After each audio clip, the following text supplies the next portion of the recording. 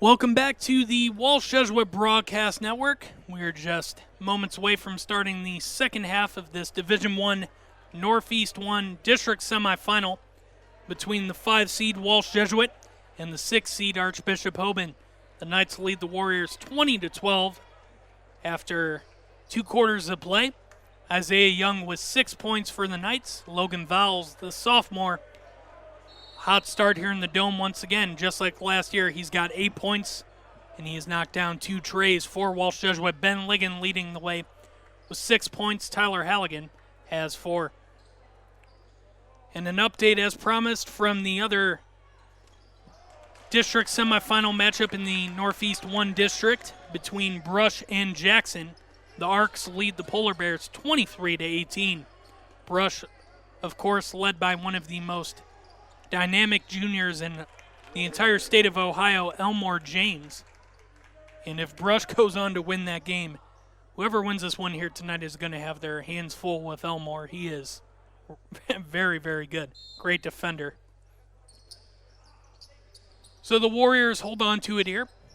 They trail 20-12. Ligon in the corner. He has knocked down 2 trays here tonight. Stern knocks one down himself. 5-point ball game.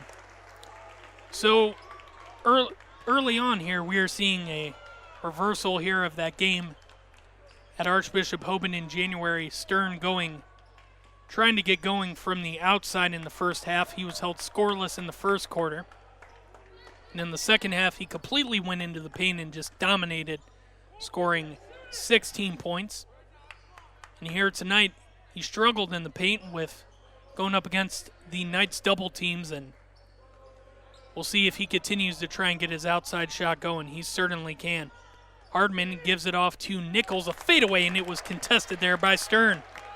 Walsh Jesuit has a chance to cut into their deficit here. Rico now inside, and he is blitzed again. Archbishop Hoban, you got to tip your hat to them here tonight. They are bringing the pressure inside. No easy shots here for Walsh Jesuit. And as I just mentioned a couple moments ago, Eric Stern, the biggest player on the floor at 6'8", he's had no easy shots either down low. So Rico knocks down the first one.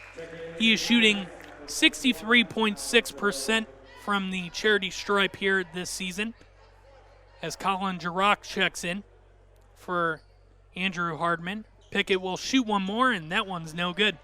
4-point ball game. Archbishop Hoban leading 20-16. Dom Gregurk and Cole Kuzinski bringing the pressure, and that will force Hoban head coach T.K. Griffith to take a timeout here.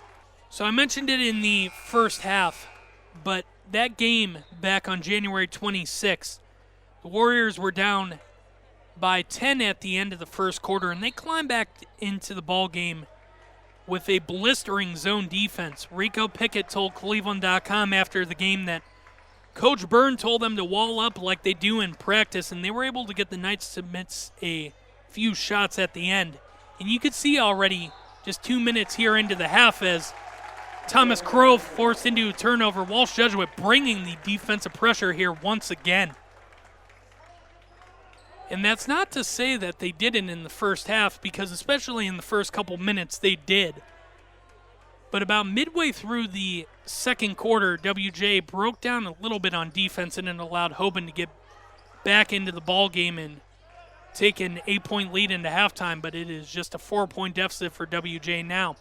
Ligon has it in the corner, up top to Stern. Big man gives it off to Cole Kuzinski. Kuzinski to the rack, and he got it! He'll have a chance to complete the and one. It's a 2-point ball game. Well, Cole Kuzinski was my player to watch for Walsh Jesuit tonight, and it's plays like that that just have you so excited about the development of Cole. Now, the interesting thing is watching him come up on JV last season, and he did have a role off the bench on varsity. But for the majority of the JV season last year, Cole was the leading scorer. He could really light it up from outside, but this season it's been his post presence and his ability to drive the lane and get putbacks and layups that just makes him so dangerous. Walsh Jesuit keeping it alive. Pickett for the lead, and it's no good. Here come the Knights. Isaiah Young. He's guarded by Greguric and Rico Pickett. Walsh Jesuit so quick to get back on defense, and that's what Rico does best on the run, and he lays it in. Rico Pickett picks the pocket of Isaiah Young, and we are tied at 20 with 5:20 left to go here in the third quarter. Well, it's getting loud here in the Dome as we have the biggest crowd here this season. Walsh Jesuit student section getting fired up. Hoban has their student section here as well, but they're pretty quiet as of right now. Not the usual atmosphere you expect here for this rivalry game, but still pretty rowdy. 5:10 left to go here in the third quarter. Nichols has it at half court. Greguric pokes that one away. I said it in the last game. Dom Greguric, he does not get enough credit on defense as Nichols backs him down. That one's no good. He got credit, rightly so, from Rico Pickett in that interview as Eric Stern called for the foul. But I talked about this on Saturday night. Dom Greguric played his tail off in the Warriors' signature win over Buchtel last month against Chris Livingston, the five-star prospect and future NBA player. Dom had the tall task of guarding Chris for the majority of the night, and Chris did get his shots, but he had a hard time finding his shooting stroke, and that was greatly due to the defensive performance of Dom Greguric. So we are tied at 20. 4:35 left to go here in the third quarter. Nichols on the wing working on Greguric, and he turns it over. Whoever the Walsh Jesuit student is in the ranch costume, he's fired up.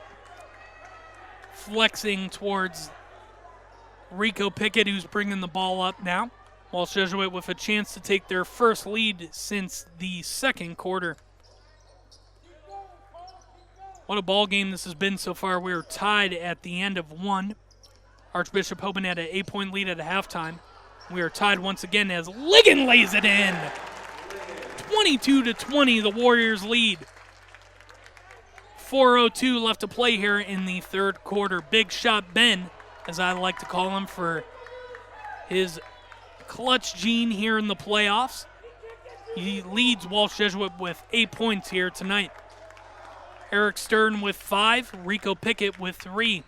Cole Kuzinski has 2 points. Logan Vowles leads Hoban with 8. Isaiah Young and Colin Giroux 6 points apiece. So timeout here from TK Griffith. Walsh Jesuit leading 22-23, 34 left to go in the third quarter. So back here in the Dome, Walsh Jesuit clinging on to a 2-point lead here over Archbishop Hoban in what has been a defensive battle so far, as the Warriors are on top of the Knights 22-20. So no new update to report in that Brush-Jackson game, as Brush leading Jackson 23-18 at halftime. Isaiah Young with a big triple, and he puts Hoban on top by 1, 23-22. The Knights lead.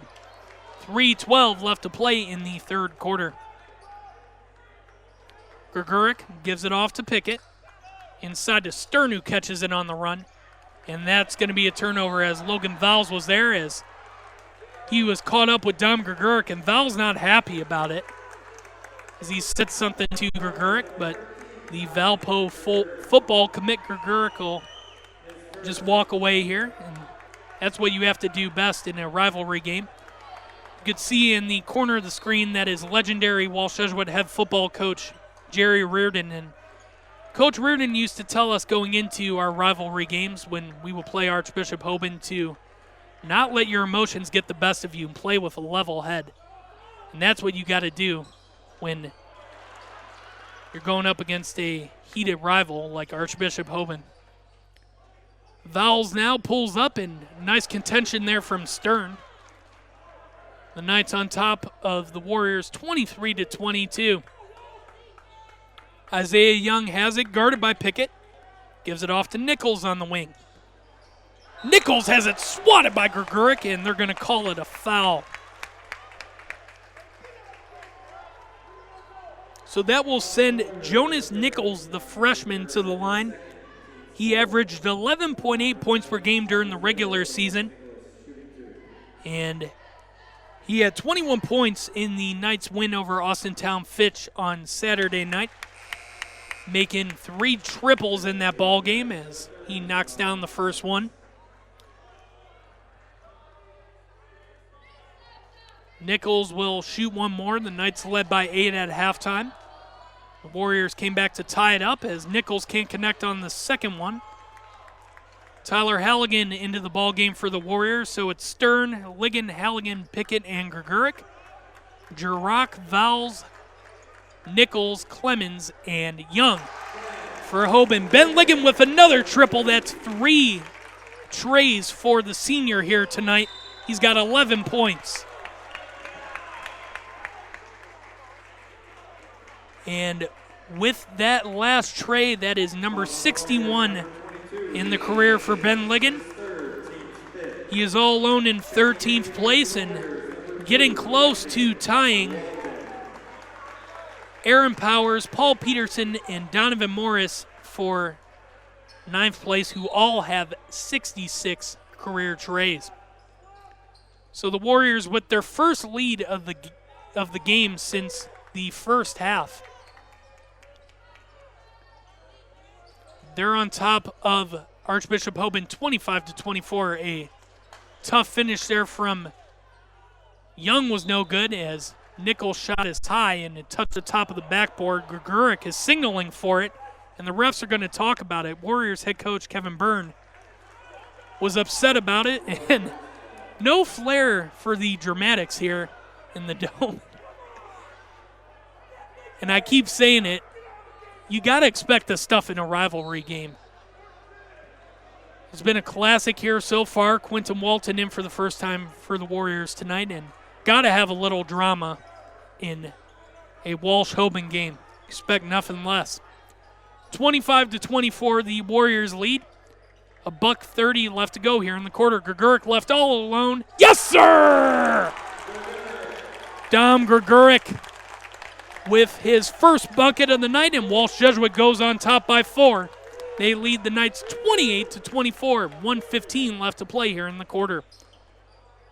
So it's Halligan, Stern, Ligon, Greguric, and Walton for the Warriors.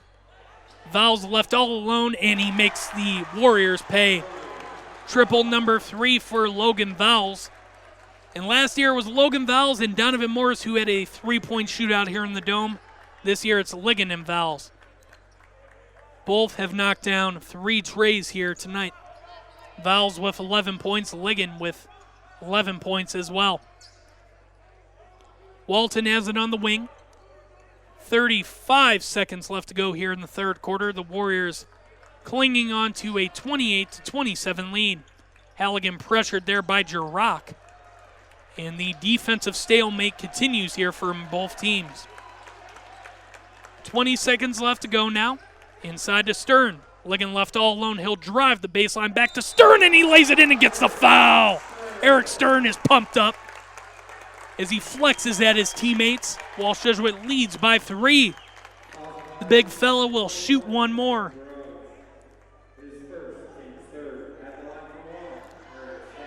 Eric Stern shooting 72.6% from the foul line this season, and he will get that one to go. 31-27, the Warriors lead. 10 seconds left to go here in the third quarter. Nichols now with a triple team, and that will bring up a jump ball with 3.8 left to go.